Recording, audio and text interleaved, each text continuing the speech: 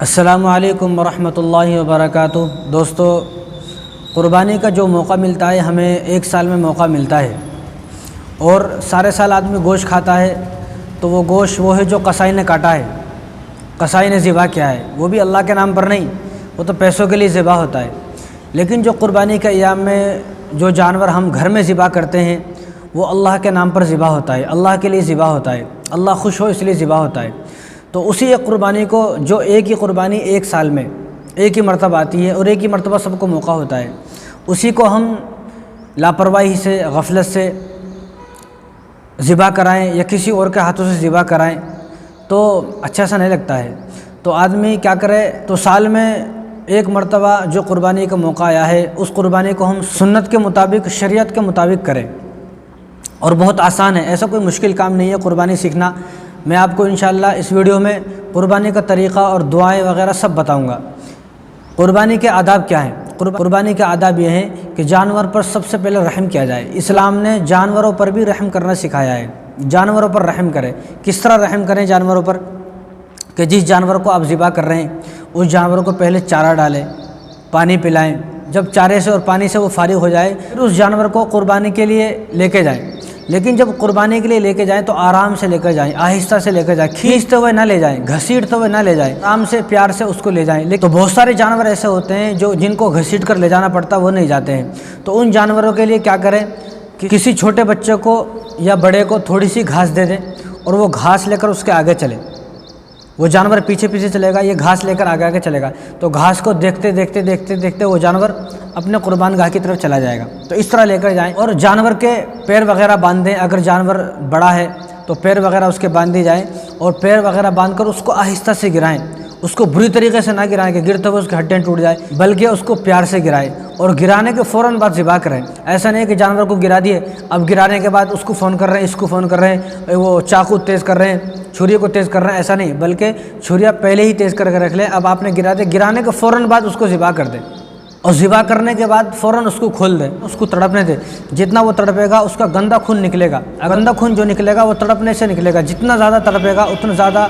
اس کا سارا گندا خون نکل جائے گا۔ چھری کو پہلے ہی تیز کر لیں، ایسا نہ ہو کہ جانور آپ کے سامنے کھڑا ہوا ہے آپ چھری کو تیز کر رہے ہیں، پہلے ہی چھری کو تیز کر کے رکھ لیں، جیسا جانور آئے فوراً اس کو ذبح کریں، اور ایک جانور کے سامنے دوسرے جانور کو ہرگز ذبح نہ کریں۔ حضور صلی اللہ علیہ وسلم نے منع فرمایا، حضور سخت ناراض ہوتے تھے اس آدمی سے جو ایک جانور کے سامنے دوسرے جانور کو ذبح کرے۔ تو حضور نے یہاں تک ارشاد فرمایا کہ تم ایک جانور کو دو موت نہ مارو، یہ اس کو دو موت مارنا ہے، دو مرتبہ اس کو مارنا ہے، یعنی ایک جانور کے سامنے ہرگز دوسرے جانور کو ذبح نہ کیا جائے۔ تو جانور کو ذبح کرنے کے لیے کس طرح لٹائیں؟ بائیں کروٹ پر لٹائیں، یعنی اس کا جو دایاں پیر ہے وہ اوپر رہیں گے، بائیں پیر جو نیچے رہیں گے، اور اس کے پیر، گردن، سر وغیرہ جب قبلے کی طرف رہیں گے۔ جو ذبح کرنے والا ہے اس کا سینہ بھی قبلے کی طرف رہے گا، جو ذبح کرنے والا اس کا سینہ، اس کا چہرہ قبلے کی طرف رہے گا، اور جو جانور ہے اس کے دونوں پیر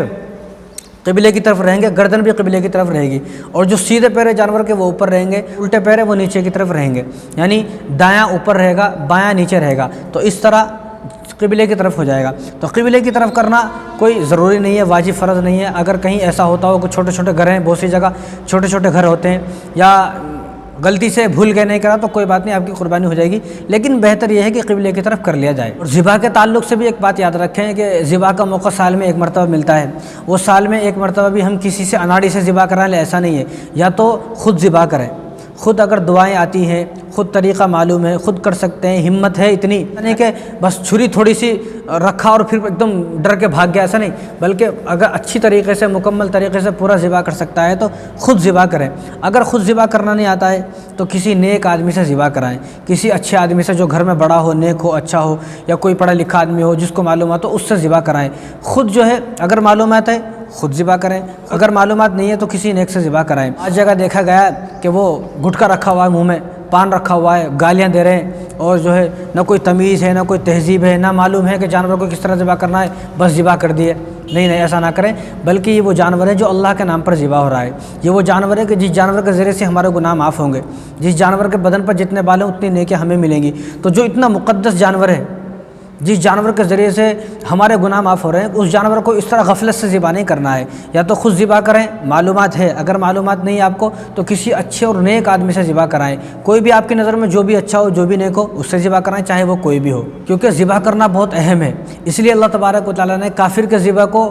حرام قرار دیا ہے کہ کافر اگر کوئی آدمی ذبح کرے گا وہ حرام ہے، نہیں کھا سکتے آپ۔ تو معلوم یہ ہوا کہ ذبح کرنا بہت امپورٹنٹ ہے، بہت اہم ہے۔ جب ذبح کرنے کے اتنے سارے مسئلے ہیں، چیز تو وہ ہے کہ جس کو کوئی مسئلہ ہی نہیں ہے، بھائی کوئی مسئلہ نہیں ہے جیسا چاہے کر دو، لیکن جس چیز کے متعلق بہت سارے مسئلے ہوتے ہیں تو معلوم یہ ہوا کہ وہ چیز کوئی عام چیز نہیں ہے، وہ بہت اہم چیز ہے۔ تو ذبح کے متعلق بہت سارے اہم مسئلے ہیں، تو اس لیے اہم مسئلے ہیں کہ اس کو اہم سمجھا جائے، کسی اناڑی کے ہاتھ سے ذبح نہ کیا جائے۔ اور دیکھو جو آدمی ذبح کرے گا وہ بسم اللہ اللہ اکبر بلند آواز سے پڑھے گا، یا ایک آدمی ذبح کر رہا ہے اور اس کے ساتھ 4-5 آدمی اور ہیں جو چھری پر ہاتھ رکھ رہے ہیں کہ بھائی ہمارا بھی ہاتھ رکھا جائے، بعض لوگوں کی عادت ہوتی ہے ہاتھ رکھنے کی، تو جتنے بھی لوگ چھری پر ہاتھ رکھیں گے، جتنے بھی لوگ ذبح کے وقت شریک ہیں، ان تمام کو بلند آواز سے بسم اللہ اللہ اکبر پڑھنا ضروری ہے، اتنا چیخ کے بھی نہیں لیکن اتنا بلند آواز سے پڑھے کہ سب کو معلوم ہو کہ اس نے بسم اللہ پڑھی ہے۔ اگر 4 آدمی 5 آدمی ذبح کر رہے ہیں اور کسی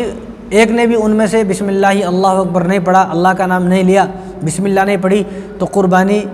سب کی خراب ہو گئی، پھر سے قربانی کرنا پڑے گا۔ دیکھو دعائیں جتنی بھی ہیں وہ ساری سنت ہیں، بس بسم اللہ اللہ اکبر یا بسم اللہ اتنا پڑھنا یہ واجب ہے، یہ تو پڑھنا ہے، باقی اس کے علاوہ جتنی بھی دعائیں وہ ساری سنت ہیں، وہ پڑھیں گے تو بہت بہتر ہے، نہیں پڑھیں گے تو کوئی ایسا گناہ نہیں ہے دعا۔ تو قربانی کرنے کے لیے سب سے پہلے چھری کا تیز ہونا ضروری ہے، چھری تیز ہو، جانور کو آرام سے گرائیں، آرام سے لٹائیں، اور ذبح کرنے کے بعد فوراً اس کو کھول دیں تاکہ وہ تڑپ جائے، اور تڑپنے کی وجہ سے اس کا گندا خون نکل جائے۔ تو ذبح کرنے سے پہلے انی وجہت وجہ للذی فطر السماوات والارض حنیفا وما انا من المشرکین، یہ پڑھے۔ پھر ان صلاتی ونسکی ومحیای ومماتی للہ رب العالمین لا شریک لہ وبذلک امرت وانا من المسلمین، یہ پڑھے۔ یہ قرآن کی 3 آیات پڑھنے کے بعد اللہم منک ولک یہ پڑھے، اللہم منک ولک یہ پڑھے۔ یہ پڑھنے کے بعد بسم اللہ اللہ اکبر کہہ کر ذبح کر دیں، اور تیزی سے ذبح کریں، ایسا آرام سے ذبح نہیں کرنا ہے، ایک دم تیزی سے ذبح کرنا ہے، سیکنڈوں کے حساب سے ذبح کر دینے کا ہے۔ تو ذبح ہو گیا، ذبح ہونے کے بعد اب آپ کو یہ دعا پڑھنا ہے، اللہم تقبل منی کما تقبلت من حبیبک محمد وخلیلک ابراہیم علیہم الصلاۃ والسلام، آپ کو یہ دعا پڑھنا ہے۔ اگر آپ خود ذبح کر رہے ہیں تو اللہم تقبل منی کما تقبلتا یہ پڑھ لیں۔ اگر آپ دوسروں کی طرف سے ذبح کر رہے ہیں، کوئی دوسرے ذبح کر رہے ہیں اور آپ بازو میں ٹھہرے ہوئے ہو، تو پھر وہ آدمی آپ کا نام لے گا، یا آپ دوسرے کی طرف سے ذبح کر رہے ہو آپ اس آدمی کا نام لو گے جس کی طرف سے ذبح کر رہے ہو، کہ اللہم تقبل من فلاں، اللہم تقبل من عبداللہ، پھر آپ کو یہ پوری دعا پڑھنا ہے۔ تو ذبح کرنے کے بعد یہ دعا پڑھنا ہے، اللہم تقبل منی کما تقبلت من حبیبک محمد وخلیلک ابراہیم علیہم الصلاۃ والسلام، بس آپ کو یہ دعا پڑھنا ہے، بس آپ کا جانور ذبح ہو گیا۔ تو یہ سب دعائیں جو ہیں وہ سنت ہیں، واجب کیا ہے؟ بسم اللہ اللہ اکبر پڑھنا، یہ پڑھنا واجب ہے، اتنا آپ نے پڑھ لیا تو بس آپ کی قربانی ہو گئی، زیادہ دعاؤں کے چکر میں پڑھنے کی ضرورت نہیں ہے، کیونکہ بہت سی مرتبہ ایسا ہوتا ہے کہ لوگ دعاؤں کو پڑھنا ضروری سمجھتے ہیں، اب وہ دعا نہیں مل رہی، یا دعا یاد نہیں ہے، یا دعا فون میں نہیں ہے، کہیں لکھی ہوئی نہیں ہے، تو پریشان ہو جاتے ہیں بھئی ہماری قربانی خراب ہو گئی، تو ایسا نہیں ہے۔ جانور کو ذبح کرنے کے لیے 4 رگوں کا کٹنا ضروری ہے، بس 4 رگ کٹ گئی ذبح ہو گیا، زیادہ آپ کو پیچھے تک کاٹنے کی یا پوری گردن کو کاٹنے کی یا گردن کو توڑنے کی ضرورت نہیں ہے، بس 4 رگ کٹ گئی، آپ کا جانور ذبح ہو گیا۔ اس کے بعد وہ تڑپتا ہے تو اس کو تڑپنے دے، بعض لوگ یہ سوچتے ہیں کہ ذبح کرنے کے بعد ارے تڑپ رہا ہے بھی ہوا نہیں، پھر اور کاٹتے پوری گردن ہی کاٹ دیتے ہیں، ایسا نہیں ہے، اس کو تڑپنے دے، بس 4 رگ اگر کٹ گئی، ایک سانس کی نالی، ایک کھانے کی نالی، اور 2 خون کی رگ، ایک یہاں پر جو دائیں بائیں 2 خون کی رگ ہوتی ہے وہ کٹ گئی، یہ 4 کو کٹنا ضروری ہے، یہ 4 کٹ گئی بس قربانی ہو گئی۔ پھر اس کو تھوڑی دیر تڑپنے دیں، جب وہ تھوڑی دیر کے بعد ٹھنڈا ہو جائے تو تھوڑی دیر ٹھنڈا ہونے کے بعد اس کی کھال کو اتاریں، ایسا نہیں ذبح کیا ذبح کرنے کے بعد فوراً بعد کھال کو اتار رہے ہیں، ایسا نہیں، تھوڑی دیر ٹھنڈا ہونے دیں، ٹھنڈا ہونے کے بعد اس کی کھال کو اتارنا ہے، کیونکہ یہ موقع ہمیں سال میں ایک بار ملتا ہے۔ تو یہ قربانی کے جانور کو ہمیں سکون سے اس کو ذبح کرنا ہے، سکون سے اس کو کاٹنا ہے، سکون سے اس کی کھال کو اتارنا ہے، پھر سکون سے اس کے گوشت کو تقسیم کرنا ہے، جلد بازی کچھ بھی نہیں کرنا ہے،